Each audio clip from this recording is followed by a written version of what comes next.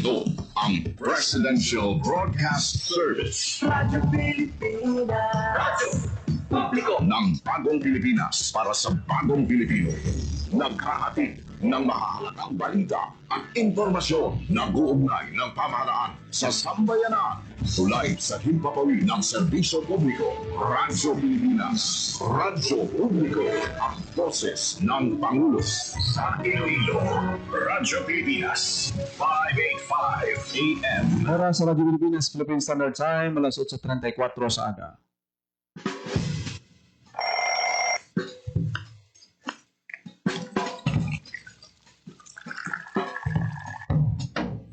Aga sa Iloilo. Masako. Magahod. Mapagsik. Panibagong adlaw pagkatapos ng paghuway sang gabi antes. Bago nga paglaom. Isa naman kapag lumakas sa matahong nga palaabuton. Iloilo Morning, ang programa kaupod ninyo sa pamahaw kunaga. Magadulong sa labing ulihi nga balita, mga istorya halin sa Iloilo, kag iba niya bahin sang rehiyon, mga ginahuluhang balan, kag mga trending topic sa social media. Ululupod naton at tubangon ang maayo nga aga. Magpamati na sa Iloilo Morning! Dili sa 585 kHz sa AM band sa inyong mga radyo. Radyo Pilipinas Iloilo, the only government radio station in Western Visayas.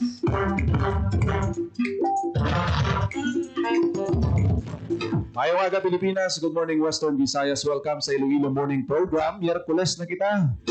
Toko na January 28, 2026. Good morning, Ems. Good morning, Jen. Duha ka adlaw matapos ang Dinagyang Festival pero daw wala pa kita maka-get over no sa Dinagyang Festival. Padayon gihapon ang istoryahanay, ang mga masaling naton nga mga assessment kag iban pa nga mga ilustoryahan sa Dinagyang Festival 2026. Bantayan ta kami mga pagbago kag bago lang tapos pero may mga adjustment na mga paghahimuon na ginanunsyo ang Iloilo Festivals Foundation Incorporated. Nagapamati man sila kuno sa mga mga assessment, evaluation, suggestions ang publiko. Iti balanta naman nga damo na surprise. Actually surprising gid kay sang sinsini nga tuig, matandaan ninyo ang mga judging areas gin pangsaylo, ang ruta sang sang mga tribo hindi pareho sa mga nagliligad. May mga feedbacks nga nabaton halin sa aton sini nga mga pumuluyo, mga bisita naton.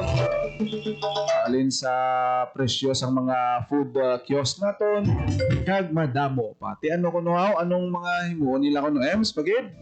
Una diri Jen na interview naton ang chairman sang IFFI si Mr. Joji Peña no in relation ini sa hindi man gid clamor no but komento sang pila ka Ilonggos nga luyag nila ibalik sa city proper ang Dinagyang Tribes Competition instead nga tungaon ini sa city proper sa La Paz kag sa Iloilo Sports Complex no. So nagpahayag sa iyang pagkonporme man no ang chairman sang IFFI na si Joji Peña nga pamatian niya kuno kung anong luyag sang pumuluyo ti ang ilaya wala man sila problema sang pahamtang sa sports complex ang isa sa mga judging area kay ti do isa man ini ka ka opportunity nga makita naman ang kumbaga daw bag-o naman nga experience. Actually hindi kani bag-o kay daw sa 2012 dira man naging hiwat ang tribes competition ti ang ila kunong pagsabat sa problema sa pagginutok sang dalanon dito sa may city proper ang traffic, ang early pa nga mga road closures do mga 3 or 4 weeks before dinagyang. So amo to yang ilang nga gin-resolve no. Amo ina nga ginasaylo nila sa Iloilo Sports Complex pero kung luyag nila sang publiko nga ibalik why not no nga ibalik ini sa may downtown area kag 5 ka judging areas or performance areas dira sa may city proper. Itungod nga daw naanad naman lang kita abi mo nga ang dinagyang concentrated sa city proper area ang mga venues na nagliligan. Hindi man bot silingon nga kami dito sa sports complex dito kami at coverage team. Hindi man sila nga daw disadvantageous dito ya. Actually namin sa lokasyon sa perspective sa nagkalain-lain nga Hindi angle. magutok. Hindi gutok, tama kahangin.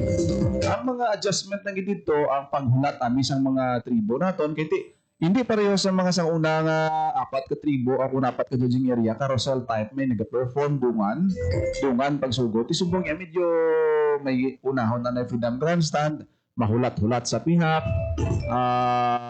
ti daw mga kasubong sina nga mga intervals daw hindi gawa synchronize may mga feedback aton sini nga mga nga mga pumuluyo nga ti daw niya to kadugay kahulat namon kag ang attention span mula sa sa mga turista raton ka mga bisita gusto nila pagka abi malagaw no pagka udto malagaw nito sa may performer ka pa alas 3 alas 4 sa hapon mga kasubong sina nga mga adjustment mangkoton tabi kamo nga mga netizen kagatanaw sa aton sa FB live abi sugot ka nga ibalik sa daan nga sistema o kung do okay man sa inyo nga gyapon sa sports complex kay ang manami lang dili kay ginapamatian man sa aton sini nga Iloilo Festivals Foundation Incorporated.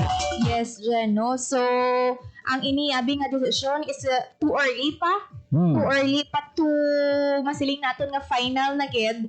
Kaya pila pa lang ma-countdown lawat kita sa dinagyang festival. So, hulat-hulaton naton ang mangin final nga desisyon sang IFFI. Istoryahan ta ini talakayon ini sang board kung ano ang ilang nga mangin final decision as to the final judging and performance area sa Dinagyang Festival 2026. Isa tagid sa mga na-raise concern man presyo sa mga Cusco na doon. Ginahambal sa FFI doon pasalig man sila nga kung pwede mapanubunubuan. Mahal ginhao sa aton nga makoturan. Dito na isuyan natin si Mr. J. Trenya, isang chairman sang Iloilo Food Festival Gen. Ako niya ginman nga nagmahal ginman sang 1,000 pesos kay daw naghimo na nga 18,000 ang renta sa daw apat ka adlaw. Apat ka adlaw nga pahamtang nila sang food kiosk dira sa may Valeria Delgado. Ti amo na kuno ang ginatanaw man nila nga rason kung nga grabe ka nagpasaka man presyo sa mga pagkaon kag ilimnon ang mga food kiosk para makabawi doon nakibot sa pa presyo sila. sang renta. Doon nakibot pa sila abi kung nabi nga nagmahal. Ang pamangkot dabi ano madumduman yun nga nagbarato. Wow, abi i-comment sa aton nga sa aton sini nga page. Normal naman lang na may pagmahal no. Ti kamay pa na sa dason mabuligan no ang aton sini nga mga kauturan sa mga namit mangkuton pag hindi ko mga nakabawi-bawi din lang may kiosko. At isang una ABMs pag gustuhan na mo ang kiosko bisan sino pwede maka-apply tag 2-3 ka kiosko. Kaling subong na medyo regulated na ini kay dapat affiliated ka sa mga asosasyon sa mga hotel and restaurants association ang pag-release ang mga permits kay medyo taas gid man. Daw hindi ta magsala ta pinato 18,000 something muna. So that's do may deposit na nga kay kung tanawan ta sa una daw 5 years ago bisan sino pwede maka-apply makakuha sang pwesto magdamo-damo to sa una sang kubo-kubo subong medyo maagi kagid sa mga asosasyon para nga makakuha ka.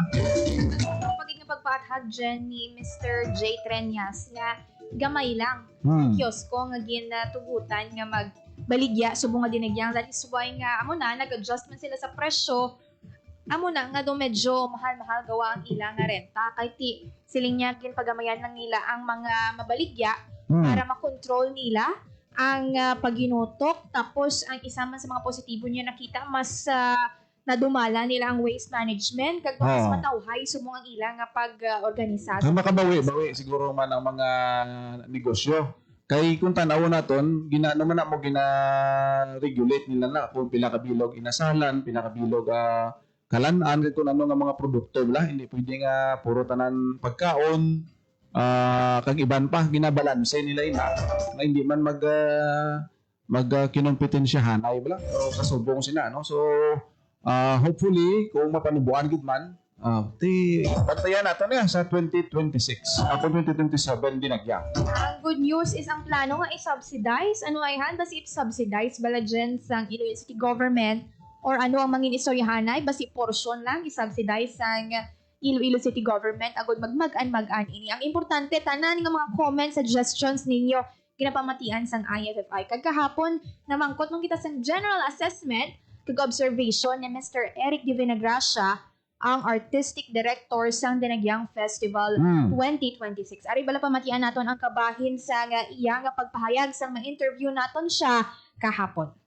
Sa pamangkot ko na-achieve natin, siguro in terms of content and artistic expression, naging successful kita, naging more meaningful again at yung in terms of its messaging. Kita na naman ang naiinsari ng mga institusyon, ng mga individual na nag-focus sa atong flora and fauna. Kaya i-interpret ko maayo sa mga tribo ang ilang nakuha na flora and fauna. So they got the message there. At the same time, no? But we're happy with participation sa mga Ilonggo and the decongestion also in some of the areas. And they really showed up in the numbers with that slide. Statement si Ron. Sa una, the traffic and the congestion, if we have more spaces, people ang dumunta, if that's the will of the chair with the mayor, di masunod kita. Basta always, whatever the decision of the board, we'll take it the best way we can to make it possible for every one of us. In Patani, nag-message ako ni Senator Ka-Judge, no, sa nagpagwa sa Iloilo pa Manila. Hindi ang mga tao dahil sa plano, nag-storya sa tribo, hindi sa ngalan sa tribo, kundi tungkol sa animal nila representar. So, ang ato nga mga host, no, naghatag man sa mga fantastic, nagpasalamatan nato ng West Visayas State University Biology Department sa paghatag man sa information. Even ang National Museum is putting up posts about animals and mga spectators. Ano na siya, may gigantes. Pero, ang content center, hindi na nga ito mapagpakita. So, siguro, one way of really raising awareness sa aton ng mga flora and fauna, endemic species, kanang message kapag protektar sa aton environment, isa din siguro ka step forward, no? Hindi naman na makita ang impact nila yun, but this is a step forward for awareness. Next For other species or flora na naman na, or I guess it's really about depicting the Ilonggo culture. The Ilonggo Dinagyang is not just about indigenous people or the Ati. Actually, kina-represent natin is the Ilonggo warrior, no? So, sa una, ang mga naratibo natin, ara na kinakasentro sa partner of Panay, nga balaan na natin, is also has been debunked already as a myth, no? But part still of our folk story. So I think more of these folk stories nga and folk images and iconography nga magagawa, no? Ang mga bata pag nanta, may Ilonggo niya. Paano ka na ko ulit sa And kinabalik kita nga wala pa mga ispirahan. So, kapatigayon natin year after year nato nga Dinagyang. And always ang ako niya posisyon is to always listen. And talaga desisyon na naubraman sa go actually. May mga consultations, may mga discussions, may mga approval sa mga authorities natin. So, hindi lang yung decision sa isang katao, but collective decision. So, may mga gaps, i-address ng gaps so that next year, it becomes better. No? If not, if you want in less spectacular but more intimate, pwede na lang yan. No? Para nga mapatagyabot ang soul sa Ilonggo. Okay? I think we're still really looking for who we are as a people. And kung ang mga reactions ng tao, mo na din kapakita sa sentimento sa mga Ilonggo. na batian naton ang kabahin sa interview naton kahapon Mr. Eric de Vinagracia, Artistic Director sa Dinagyang Festival. Wala gid kita ya sa ma-question sa performance, sa concept, sa costume. Kanami ito kang inambal ni Sir Eric de Vinagracia, no? Nangayo sila input from WBSU, parte sa mga kasapatan na to, no? Ang mga bata daan sa digital na lang, buto kita pa na sila manuel. Iba, no? Ang mga halo. Pero, minsan ko siling kung ano naman sa rason na tuig, may manog naman abi kag buaya. Gani lang yun naman, no? So, Siling gani ni Eric de Vinagracia, Jen, no? Oo. Magadepende next year kung ano bala. Lain naman di nga set sang endemic species nga makitaan diri sa Panay or Western Visayas. Oo. Or lain naman nga concept. Mga parehas, ano pa BM sa imo be? Ano pa be? Lumduman mo? Ano pa ang wala? May ano na tayo, may halo, may amo, may manwit, may ano pa ito, may Basta damo pa. Oo, mga reptiles pagiguro aside sa haloti ang Tuko, mga sa nagligad ang mga producer niya, no? Sa gani may tanda ko ara. ng mga tuko na mo sa nililigad ng mga dinagyang. Ati pila May na mga uwak, buwak. Oo, may ano na sa una, may gaya dupa-dupa. gani may mga agila. Ah. Ano na gani ang sa may mga palay na dabala kag mga humay nga dalaguan nga mga pismis, no? Nan, mga amo sina, no? Bauti ko mag-ano ni manami kit kay doon mo to bilang naghatag excitement kapalakpak mga farmer kita ang to sa sports complex wala yung kakita manwit ang iban ng mga foreigners dito no amo to isa sa mga atraksyon tinambal ni Sir Eric de Vinagracia sa eroplano daw na ordinaryo na lang Amo na istoryahan istoryahanay. na nami istot nami kanyang performance nami dinagyang festival Ang istoryahanay ko sa mga tao dito sa eroplano sa isang isa ka mga judges oo is hindi ang ngalan sa tribo kundi ang animal o kunang sapat nga ila nga gina-represent. So nagtatak sa ila halimbawa ang enjoy gani oh ang Visayan leopard sa tribo sa Lugnon, Oh. ang gigantes limestone frog sa tribo Panay, kung gani ara ang amo na no, ang makak long-tailed makak sa tribo Paghidae. So, Bong, Ems, nakitaan ko, ano gimana, grabe pag-stand out sa mga Scene, costumes, no? oh. Sa costumes. Oo, so daw hindi lang sila nga daw iban, daw hindi mo bala ma-distinguish kung ano nga klase dyan sapat bala. So, Bong, grabe nga art, believe ko, kuha sang particular. Production design, Oo. costume. Tingnan, wala na yung problema. Siling ni Sir Eric de Vinagracia kung anong mga suggestion nga mapa-improve sa performance daw hindi man gid daw wala man gid sang grabe nga mga pag suggestion namin no kundi sa mga Duman ko sa unang ilan na nga team do mga values bala paghiliusa, pag ano titaman to yung ka general area very specific.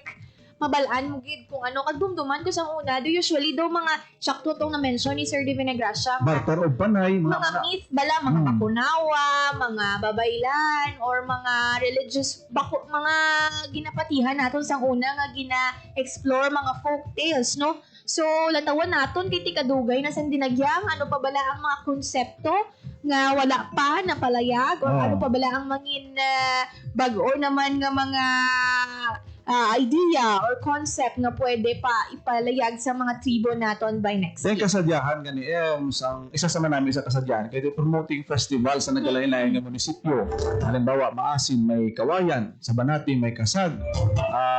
Do as amo sina no ang nakita naton tibago lang sa mga videos na ligad. May ara si mga gabit-bit sang saging about mga products naton. Agricultural products. Kasi siguro amo na ang dako man nga impact ang ano kita City of Gastronomy mga amo sina nga mga concept pwede gid ma-explore sa aton sini nga sa mga artist naton kag mga choreographer sa madason iya nga tuig ti kwan lang na isa lang na ka side sang dinagyang ang performance pero damo pa outside judging areas ada yan no number 1 ginada security, promotion sa pagkaon, presyo sa balaklon.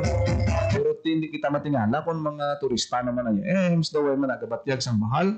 Ito yung sila preparahan tani isa ka tuig nga pagdagyang naman or saan naman ini. Amo na. Year man lang, once once a a year lang man na. Amo na hindi sila matingala buka mahal gid. Kung gusto mo mabaratuhan ka, pahimuno kas balay mo tanaw ka na lang sa coverage ng Radyo Pilipinas kag magkaon daw. Luto ka na sa balay nyo. Oo. Dira ka kaon kung magtanaw sa cellphone mo. Ano mo na gyapon, no? Gani. Anyways, no, ang importante diri makita naton nga ang tanan nga mga luyag ipabutsyag sang pumuluyo ang ilang nga mga komento dyan positibo man na o kung negatibo konsideray na sang IFFI kag manami ito ang ginmention ni Sir Eric de Vinagracia no nga ang desisyon sang IFFI hindi ilang desisyon sang isa ka tawo collective ina nga desisyon halin sa ilang nga directors halin sa miyembro sang ilang nga board kag may consultation ina sa mga eskwelahan sa tanan nga choreographers sa stakeholders kay kung isa ka damo bala sang mga komento nga ay ang isa lang ni ka-official lang nag-decide nga Amo na siyang ginatawag na garuin siya sang sa festival ang ang mga political comments, mga below Oo, the belt. mga bash. Actually, Grabe. wala man na siya labot sa dinagyang. Ang mga, bakong tanawon mo isang thread bala, no? Sang mga comments. Do palayo, kanami isang gina-showcase mo, tapos ang komentahan na ila Wala na yung problema dyan kung mga constructive criticism. Oo. Sarap lang, syempre, may ara din man niya sang... Na-filter mo na yan. Oo, ma-filter mo. Kumbaga, ang constructive criticism, balaan mo nga ma-improve mo pa sa masunod nga tuwig. Pero mga below garbage, the belt, Oo. mga personal attacks nga daw sa physical mo yung Mabalik gyapon to sambal ni sa Eric Tumini Gracia. Ang bilog na selebrasyon sa Dinagyang Festival, including ang mga comments, not only comments sa mga turista naton nga verbal, no? Kundi sa social media, that reflects ang atong Ilonggo culture. Hindi karon kung ang mga komento na daw out of this world, kag daw wala na pinalagpat, but it will speak man kung ano kita. Siguro sa sinang aspect, dapat mano man nato, no? Mapalish ang aton nga perspective, patanaw, para nga mapuslan ina sa IFF. Sige, do ka namin ning suggestion. Na to the point nga mangguba. I'm color white, your color red, no? Nga amo sinabla nga naga-comment kita tungod sa aton nga political affiliation o kung ano man dira nga personal biases naton, kundi ito naton ini nga constructive siya, kagi-entertain man hindi man na pag-entertainon kung ang kupinto mo daw balaan mo nga daw sagwa na sang boundary, no? Hindi na kuana below the belt or ano na, nagagwa na sa standard lang in gusto. Amo na sa publiko, kinanglan pili man kamo kung ano nga mga komento ang inyo ginapamatian, kung ano ang inyo nga pindot or gina-share dira sa social media, no? Make sure nga mga masiling naton nga valid kag accurate nga information ang inyo nga gina-check, ginalantaw kag ginapamatian sa social media. So, mantayata, kabay patani nga muna ang social media literacy, matudlo gid sang musto ang manners, ethics, kag kung ano dira kay hindi man na siling to the point nga kung ano lang ang nagagwa sa screen ta, sa monitor ta, sa cellphone ta, ano lang nga beauty ang dinagyang or dira lang na concentrated ang dinagyang, kundi bisan sa mga comments dira paano mag-comment ang Ilonggo, mag-suggest ang iyang mga punto, nag-speak man nila siya kung ano dapat sa positibo kita nga madumduman ang ang Ilonggo City of Love, Iloilo City of Love, gentle ang Ilonggo, nami pagkaon dito mao matindi ang esplanade muna kita cleanest city. Damo mga award today, no? What if abi kung amo na aton nga dumduman, amo na madumduman sa mga turista, hindi lang turista kundi pati mga lokal naton nga mga pumuluyo dako gid ng impact para nga ma-sustain naton ang development. Kag positibo ang aton perspective. Anyways, Philippine Standard Time, alas 8:56 na sang aga. Wala na kita sang oras diri sa Iloilo Morning. Thank you gid sa mga live viewers kag sa tanan nga nagapamati sa ilang nga radyo. Sa kinaandan kami ang inyo alagad Junel Baklay kag Emerald Santiagudo, kita ay kitaliwat diri lang sa Iloilo Morning. Ito ang Presidential Broadcast Service Radyo Pilipinas. Radyo Publiko ng Bagong Pilipinas para sa Bagong Pilipino. Naghahatid ng mahahalagang balita at impormasyon na guugnay ng pamahalaan sa sambayanan. Tulay sa himpapawid ng serbisyo publiko. Radyo Pilipinas. Radyo Publiko. Ang boses ng Pangulo sa Iloilo. Radyo Pilipinas. 585 AM.